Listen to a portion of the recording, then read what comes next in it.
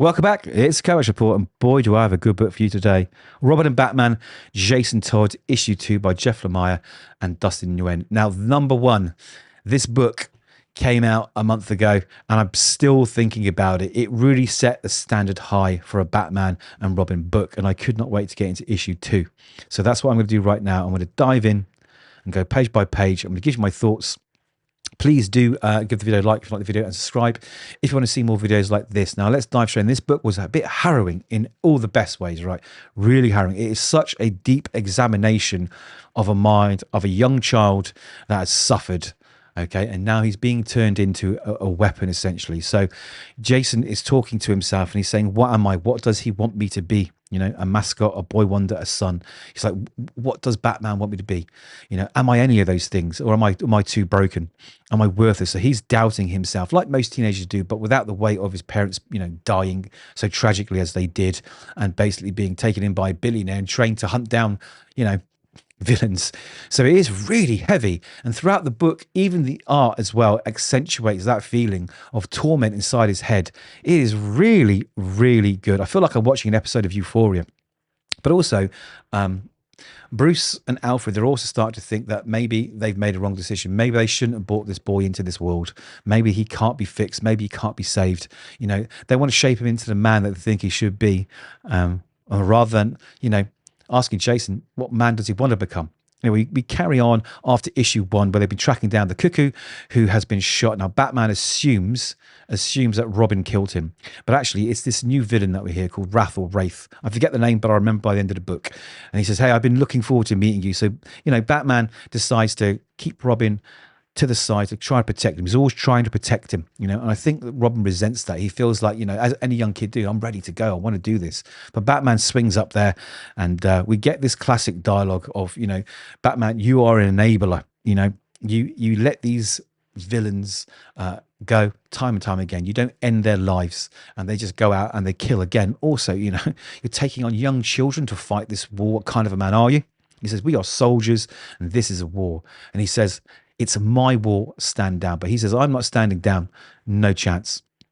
So they start to fight on the rooftop, and this new villain decides to make a run for it, you know, and Batman tries to stop him, but he very easily pushes away the Batarang and tells Batman he's getting slow, which really, really upsets Batman.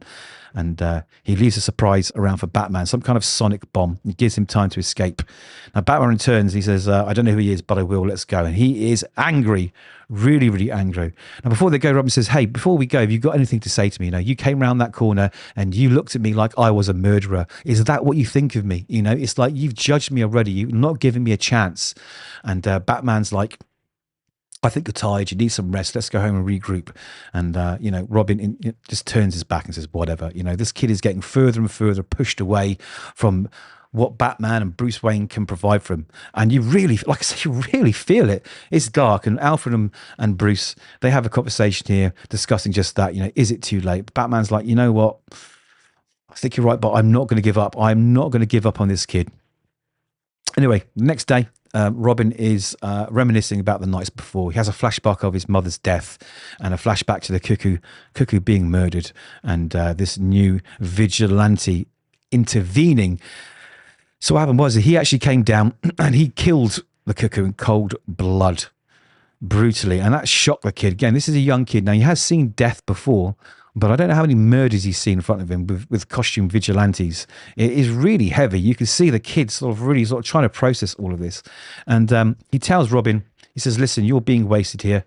You have a chance to become something special, become what you really are. So if you want to talk, he gives him a slip of paper with an address on it. He says, well, what am I? You know, you're telling me that I have a chance to become what I really am. What am I? He says, a weapon. So it's really sad. So he's gone from one place where they are basically shaping him to be a weapon, but, you know, it's wrapped up in love, to this person who is talking about him being a weapon, but he just wants to use him. Again, he's being used. I think Robin feels that he is being used, you know. He is disposable. He's just another tool in Batman's arsenal, and Batman, he feels, is losing his edge a little bit.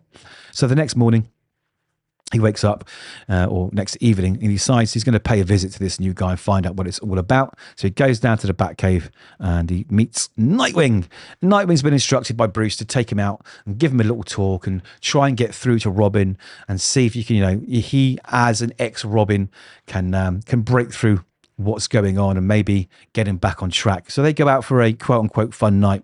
And we see this little smorgasbord, and he's wrapped up that it's going to be fun, of villains that they take down. It's really nice double page spreads, kicking ass as you would expect. And then a nice double page spread here of both of them, the two Robins flying through the city. Anyway, they end up on the top of this roof and they're having a talk, and Nightwing does pull the big brother routine, and he tries to convince him that, be who you want, don't limit yourself. We're all love here. But Robin's just not listening to any of it. He is almost like he's been brainwashed into being a soldier at a young age, and he doesn't know how to process it. And he tells Nightwing, he says, like, don't patronize me. He does that. He's lost track of what this is all about. This is a war. I'm not going to listen to anyone anymore. Don't try and help me. Just leave me alone. I'm off. And that's what he does.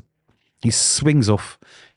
Now, in the interim, Nightwing reports back to Batman and says, did you get through? And he says, no, I didn't get through. I even tried to, ask him if he wanted to join the Teen Titans, and he wasn't interested.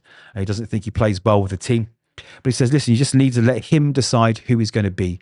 Instead of trying to push him into a direction, let him figure it out and become the man he wants to be. He says, he's not you, and maybe that's a good thing. He needs to be himself. Really interesting stuff, because Nightwing, went through the same stuff when he was Robin. So there's a nice connection to, Batman keeps making the same mistakes, really. Anyway, Robin turns up to this address to meet this new vigilante, and he tracks him down to the basement, finds him working out. But before we could see his face, he masked up, said, hey, great, I'm glad you came. The Wraith, that's it, the Wraith. He says, who are you? He says, you can call me Wraith. Whoever we were, they're gone. It's about what we want to be. Who do you want to be? A mascot or a soldier? Gotham is changing, getting worse. He's not enough anymore, meaning Batman. We need to match them. They're animals. They'll burn this city down if we don't let them. So the question is, are you with me or with him? And then he pauses, because he's basically being indoctrinated here.